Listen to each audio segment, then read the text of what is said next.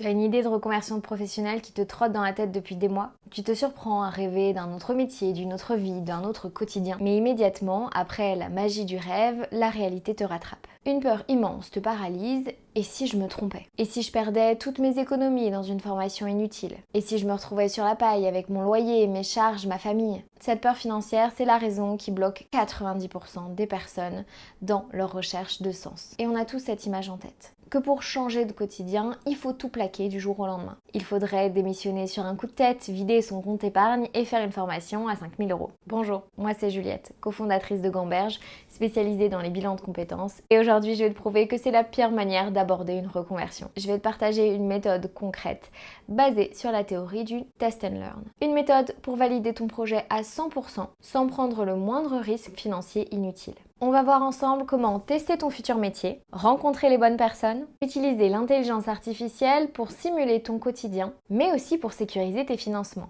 Attaquons le premier grand point de blocage, c'est tout ou rien. Dans notre société, on adore les histoires de reconversion où quelqu'un a tout plaqué pour ouvrir un gîte ou une maison d'hôte. Mais ce qu'on ne montre jamais dans ces histoires-là, c'est ceux qui ont échoué, c'est les projets qui ont fermé au bout de 2 ans. Ceux qui ont tout plaqué sans valider leur projet se retrouvent souvent financièrement en difficulté au bout de quelques mois. Pire encore, certains se rendent compte parfois que le métier rêvé et la réalité n'ont absolument rien en commun. Et c'est là que c'est important de savoir que la reconversion professionnelle, ce n'est absolument pas un saut dans le vide. C'est un pont que tu construis pierre par pierre tout en restant en sécurité sur la rive actuelle. Tu n'as absolument pas besoin de démissionner aujourd'hui pour démarrer ton nouveau projet professionnel.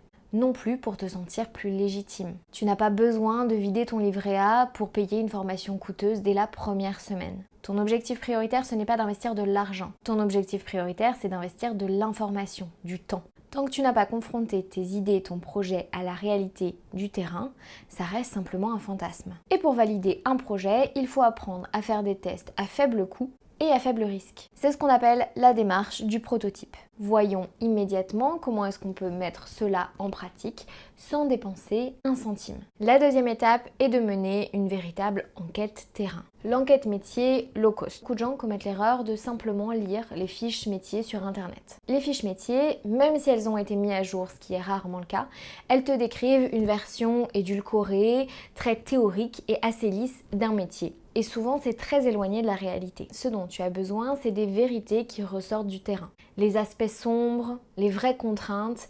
Et pour obtenir ces informations, tu as un outil à ta disposition qui est assez puissant, très simple d'utilisation, que tout le monde connaît.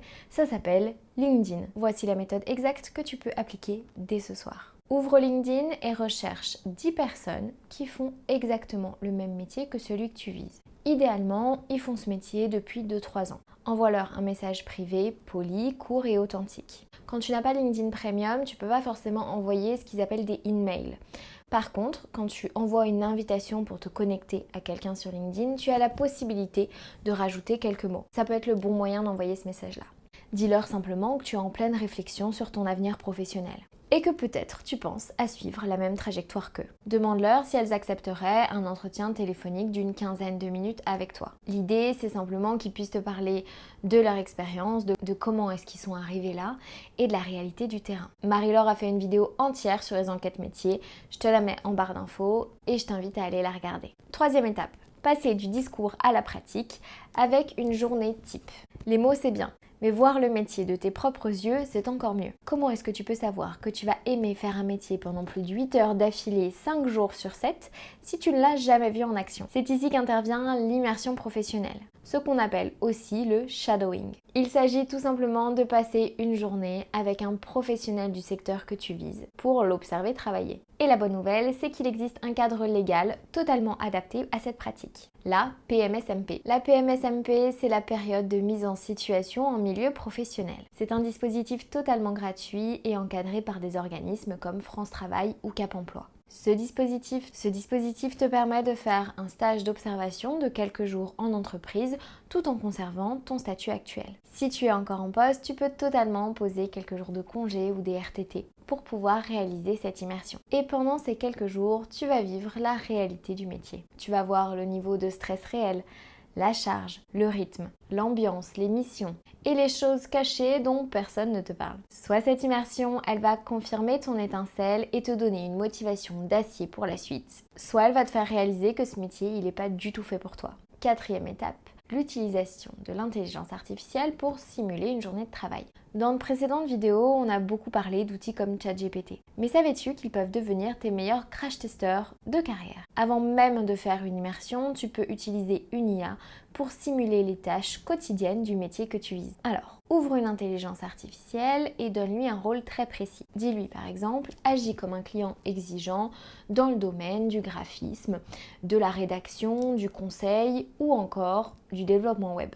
Demande-lui de te donner un cahier des charges réel, avec bien sûr des contraintes de temps serrées et des demandes complexes. Ensuite, essaye de réaliser la tâche comme si tu étais déjà en poste. Alors bien sûr, si ce métier demande une formation, tu vas pas forcément y arriver, mais tu vas pouvoir observer ce qu'on pourrait te demander par la suite. Ensuite, demande à l'IA de corriger ton travail selon les standards du marché. Tu peux aussi par exemple lui demander « Génère-moi une liste des 10 problèmes les plus récurrents ou des plus complexes pour une personne de tel secteur d'activité. » Analyse ces problèmes et demande-toi si c'est des problèmes que tu as envie de continuer à gérer et à résoudre pendant des heures et des heures toutes les semaines. L'intelligence artificielle, elle va te permettre de tester tes compétences logiques, ton attrait à l'idée de résoudre ces problèmes-là, ou simplement au secteur d'activité. C'est un entraînement qui est totalement gratuit, accessible 24 heures sur 24 et qui peut t'aider à mesurer la marche entre ce que tu sais faire et ce qu'il faudra faire demain. Cinquième et dernière étape, sécuriser l'aspect financier de ton projet